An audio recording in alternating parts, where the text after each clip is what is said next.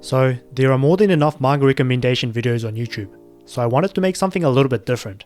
Here are 3 disturbing and dark mangas to not read, but you should still read them anyway.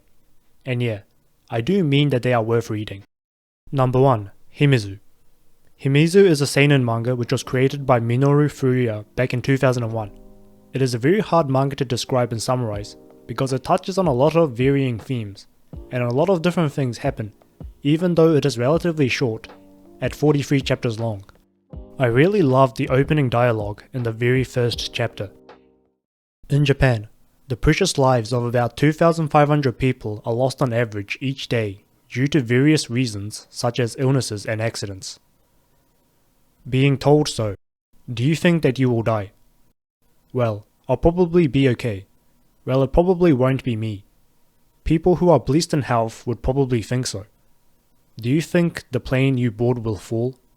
If you're walking on the sidewalk, do you think a semi will crash into you? Do you think your house will catch on fire? Do you think you will come across the phantom killer? Do you think mushrooms will grow on your lungs? This is our main character, Sumida, a middle schooler in his final year. Instead of him having some big dream he wants to accomplish, the only thing he wants to be is to be simply normal. He states that he hates people who are in fact normal, yet believe that they are special, and that he even wants to kill them. I have heard this title being described as a nihilism slice of life manga, which sounds kinda weird to say because nihilism goes against everything we typically associate with slice of life stories, but it's also strangely accurate. At its core, the story is about existentialism, particularly about hopelessness and living without any sort of purpose. It looks into the harsh realities of our society, and when I say harsh, I mean it does get pretty damn unexpectedly dark. But these dark, evil moments are regularly contrasted and juxtaposed against the comedic moments each chapter includes. We are constantly left guessing what scenes are only included for gag effects, or whether it's a scene to highlight a heinous issue. In terms of its core theme and final message, I think that Himizu is very similar to 寿命を買い取ってもらった1年につき1万円で, or, in English, I sold my life for 10,000 yen per year, which is a really long title by the way, which is ranked 33rd on MyAnimeList's top manga list, and it also gained further popularity through Gigix's video covering it. But honestly, in my opinion, even though the MyAnimeList score is lower, I thought that Himizu was just a better version of 寿命を買い取ってもらった. Both stories tackle existential issues, and they both explore the question as to how we can make the most of our lives. But I believed Himizu just explored these types of themes in a more vivid, yet realistic and relatable way. I also love the motif which this story seems to emphasize over and over again. As the opening dialogue stated, whenever we hear statistics, both good and bad ones, we always think to ourselves, it can't happen to me. But the truth is, there is always one person who does experience it firsthand, and this is exactly where Sumida eventually finds himself at the start of the story, when his mother abandons him, and he must find a way to independently live. So Sumida becomes the exact opposite thing of what he wanted to be, which is to be simply normal. Each of the different characters represents a different perspective on hopelessness, and they all experience dire situations in their own way. I really can't emphasize how unpredictable and unexpected some of the key events really are. Himizu even got a live-action film adaptation back in 2011, but I suggest you just read the manga. But a final note, Himizu does include instances of pretty bad SA throughout the story, so if you are sensitive to that, do not read it. Number 2. Mesumiso. Mesumiso is even shorter at 22 chapters long, and you can easily complete it in a single reading session. It starts off with our main character, Haruka Nozaki, moving into the small town of Otsuma from Tokyo due to her father's work situation. However, at her new school, she is bullied relentlessly by her other classmates, and the bullying isn't some simple teasing, it is shown to be really heinous and excessive. Despite all this, Nozaki doesn't tell her parents about what's really going on, as she doesn't want to make them worried or regretful about their decisions. But the bullying continues to get worse, and the rest of her family even gets involved with it. The bullies eventually do something which is completely unforgivable and unjustifiable, and since none of the adults do anything about it, Nozaki decides to put matters into her own hands, and this is where the real action of the story starts to take place.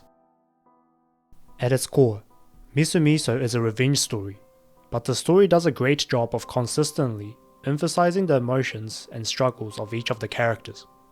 The overall theme of the story can be said to be about hate breeding hate. The bullies seem to be insane and completely irrational, but each of them have their own reasons as to why they became such evil monsters, who will willingly inflict pain onto others. No, I am not saying that bullying can be justified for any type of reason, but the reader is at least acknowledged as to why some of the characters act the way that they do. What also sticks out about Misumiso is its artwork. The character designs have strange proportions to it, and some of the backgrounds and objects just straight up look weird. However, at least for the type of emotions the story tries to deliver, I think this art style is perfect. We visibly see the exaggerated, ugly emotions the bullies have, and it's fittingly repulsive. And who would have guessed? Misumiso also has a live-action film adaptation. Number 3. A Lullaby from Hell. So, Himizu is 43 chapters long, Misumiso is 22 chapters long, and A Lullaby from Hell is only 1 chapter long. It's actually a part of a collection of short stories in the book titled Lullabies from Hell, which includes 3 other short stories. The story was originally produced in the 70s, so it's also by far the oldest manga in this video. It was created by Hideshi Hino, who is one of the most influential horror manga artists of all time, and he has also directed horror movies like the controversial Guinea Pig series. Fun fact, the horror movies he made were so realistic that he was even investigated by the FBI and had to go to court to prove his effects were fake. What makes this even stranger is that Charlie Sheen was the one who contacted the authorities. Sheen was given a copy of the film Guinea Pig in 1991, and he was so convinced that he was seeing actual footage of a horrific murder that he reported it to the FBI. Anyway, this sorta gives you an idea as to what type of work Hino makes. Lullaby from Hell is actually a semi-autobiography manga of Hino's own childhood and upbringing, and man, is it creepy as hell. The chapter opens up with what I guess to be modern day Hideshi Hino narrating the story. The house and the city he lives in doesn't look all that pleasing.